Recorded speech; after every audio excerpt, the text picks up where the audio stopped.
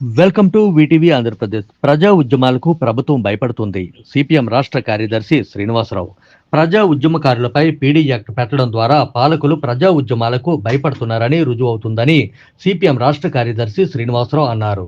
శనివారం నర్సీపట్నంలో జిల్లా కలెక్టర్ విజయకృష్ణన్ను కలిసి సిపిఎం జిల్లా నాయకుడు అప్పలరాజుపై పీడీ యాక్ట్కు నిరసనగా వినతి పత్రం అందజేశారు. అనంతరం విలేకరులతో మాట్లాడారు.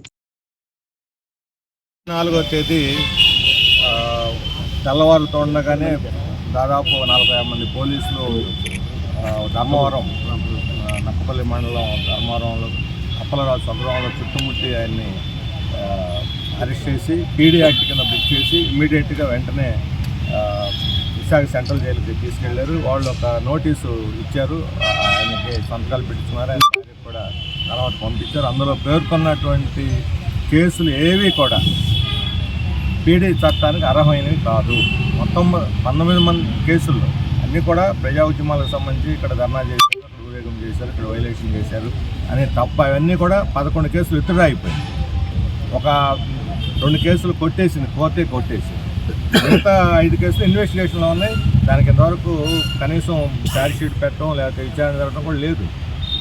కనీసం ఇంతకుముందే ఒక 2 ఏళ్ళైనా శిక్ష పడి ఉండి అతను నేరస్తుడిగా ఉంటే దీంట్లో వాళ్ళు మెన్షన్ చేసిన ఛార్జీలు అన్నీ కూడా రేపిస్టులు, గోండాలు, లేకపోతే గంజాయి వాళ్ళు, ఇల్లిసిట్ లెక్కర్ దొంగసారా తయారు చేసేవాళ్ళు, మనుషులను అక్రమంగా రవాణా చేసే ఇది ఒక్కటంటే ఒక కేసు ఉందా? దానికి వర్తించేటువంటి పీడీ యాక్ట్ని తీసుకొచ్చి ప్రజా ఉద్యమాలను ప్రజల ముందుండి ప్రజల కోసం త్యాగాలు చేసి నిస్వార్థంగా పనిచేస్తున్న ఒక కార్యకర్త మీద అప్లై చేయించామంటే ప్రభుత్వం భయపడుతున్నది, ప్రజా ఉద్యమాలను చూసి భయపడుతున్నది. వాళ్ళ బోండాలకి రౌడీలు చూసి భయపడటం లేదు, వాళ్ళ పట్ల కఠినంగా వ్యవహరించలేదు. వీళ్ళందరూ కూడా ఇప్పుడు నెల్లూరులో పెంచలేయి అని చెప్పి గంజాయి మాఫియా వాళ్ళు హత్య చేశారు మా పార్టీ కార్యకర్తని. ఆ చంద్రబాబు నాయుడు గారు ఆమెను లేడీ డాను అని చెప్పి పైకి లేపాడు. ఆ లేడీ డాన్ని వీళ్ళు పార్టీలో చేర్చుకున్నారు, తెలుగుదేశం పార్టీ. మరి వాళ్ళ పార్టీలో ఇలాంటి డాన్లు ఉన్నారు, వాళ్ళ మీద ఎలాంటి చర్యలు తీసుకోరు, వాళ్ళు చేర్చుకుంటారు ఈ యాంటీ నేషనల్స్ అందరినీ, యాంటీ సోషల్స్ అందరినీ. ప్రజల కోసం పనిచేసేవాళ్ళు మాత్రం జైల్లో పెడతారు. ఎందుకంటే ఈరోజు అనకాపల్లి మొత్తం తీర ప్రాంతంలో భూములన్నింటినీ కూడా బలవంతంగా తీసుకొని కార్పొరేట్ కంపెనీలకి అప్పచెబుతా ఉన్నారు. వాళ్ళు అక్కడ పరిశ్రమలు పెట్టడం లేదు, పెట్టిన పరిశ్రమలు ఏవి కూడా ప్రజలకు ఉపయోగపడేవి కాదు. కాలుష్యం ఇప్పుడు అక్కడ హెట్రో ఉంది, ఇతర కొన్ని పక్కనే మందుల కంపెనీలు కొన్ని ఉన్నాయి. వీటన్నిటి ద్వారా విపరీతంగా కాలుష్యం, మంచినీళ్ళు సరిగ్గా ఉండి వాళ్ళ జబ్బులు. ఈ ఒక్క రాజయ్యపేట గ్రామంలో 52 మంది క్యాన్సర్ వచ్చి చనిపోయారు. రాజయ్యపేట ఉద్యమం అనేది చాలా తీవ్రమైనటువంటి ఉద్యమంగా సాగింది. ఇప్పుడు చీఫ్ మినిస్టర్ వచ్చి నేను అక్కడ బల్క్ డ్రగ్ పార్క్ పెట్టను అని వాళ్ళకి నోటి మాటగా ఇచ్చారు. నోటి మాటగా పార్క్ పెట్టను అని చెప్పినటువంటి వాళ్ళు వెంటనే దానికి అంతకుముందు ఇచ్చిన నోటీస్ని విత్డ్రా చేసుకోవాలి. నోటీస్ విత్డ్రా చేసుకోకుండా నోటీస్ని అలా ఉంచి నేను అక్కడ విత్డ్రా చేసుకుంటున్నాను పెట్టం అనే మాటకు విలువ ఏమిటి?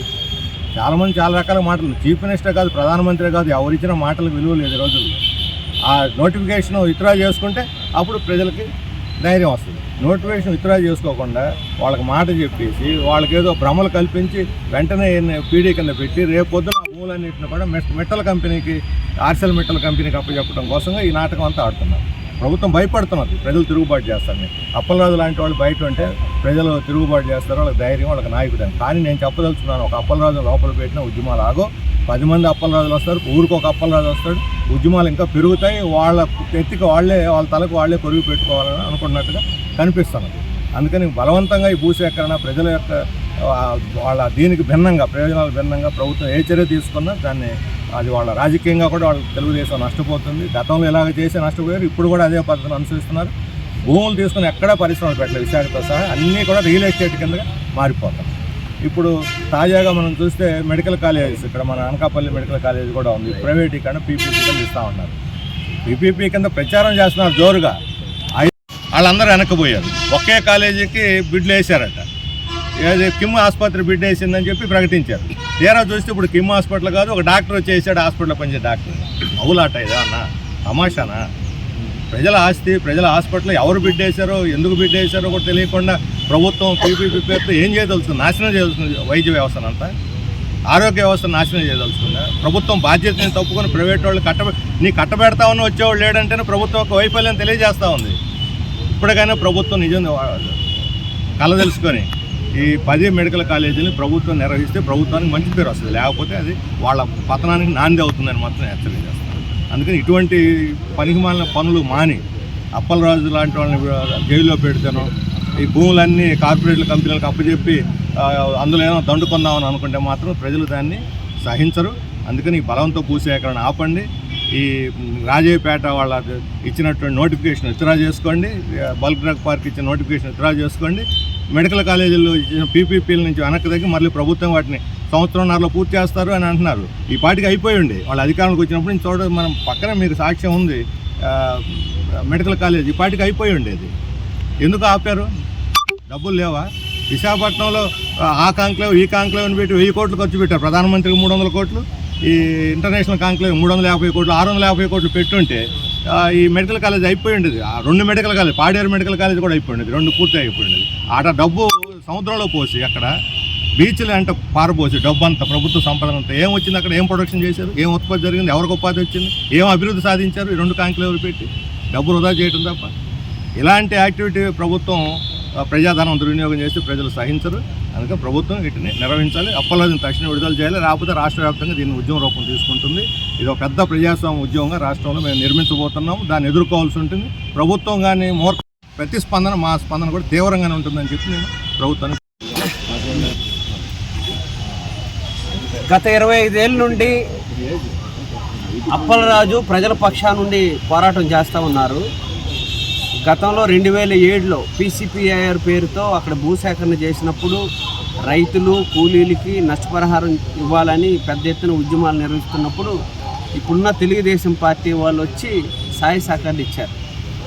ఆ తర్వాత మనకు తెలుసు తెలుగుదేశం ప్రభుత్వం వచ్చింది.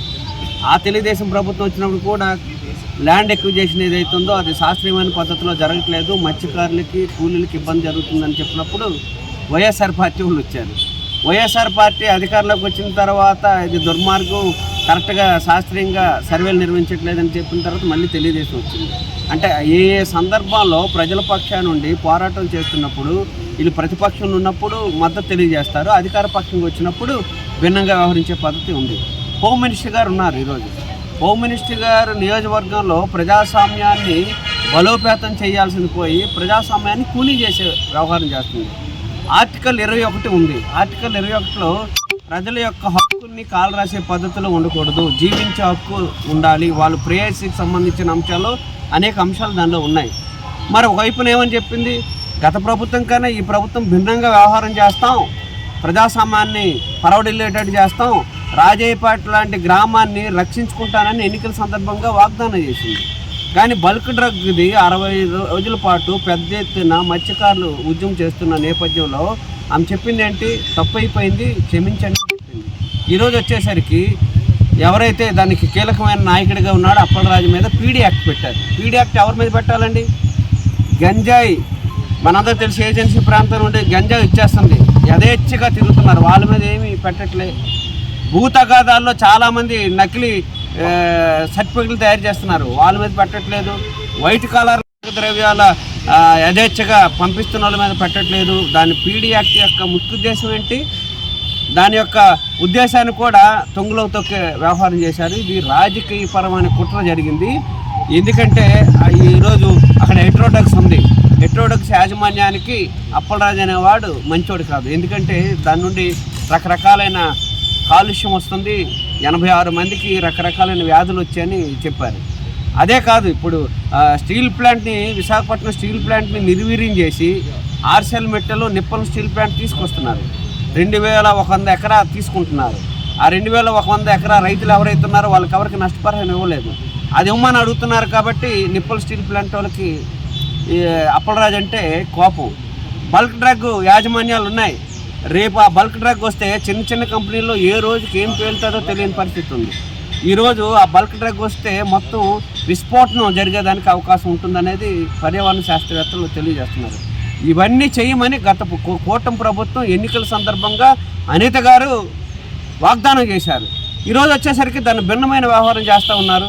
నన్ను అరెస్టులు చేశారు, నన్ను కేసులు పెట్టారని గగ్గులు పెట్టిన అనిత గారు ఈరోజు ఏం చేస్తున్నారు? ఆమె అధికారంలోకి వచ్చిన తర్వాత ఎవరైతే ప్రతిపక్ష నాయకులు ఉన్నారో ఇట్లాంటి ప్రజాస్వామ్యబద్ధంగా పోరాటం చేస్తున్నారో పీడీ యాక్ట్ పెట్టడం అంటే దుర్మార్గమైన చర్య. ఇప్పటికైనా రాష్ట్ర ప్రభుత్వం పునఃపరిశీలన చేయాలి. లేనట్లయితే మాత్రం ఇది పెద్ద ఎత్తున ఉద్యమాలు నిర్వహిస్తాం. ఇప్పటికే ఆ ప్రాంతానికి వెళ్తే అప్పలరాజుకు సంబంధించిన దాని ప్రతి ఒక్కరు చెప్తున్నారు, నిస్వార్థపరుడు, చాలా పేదరికం నుండి వచ్చినవాడు, ప్రజల తరఫున తప్ప ఇంకొక ఇది లేదు. మీ అందరికీ తెలుసు ఆయన ఎట్లాగా జీవితాన్ని అనుభవిస్తున్నాడో, ఏ రకంగా జీవిస్తున్నాడు అనేది.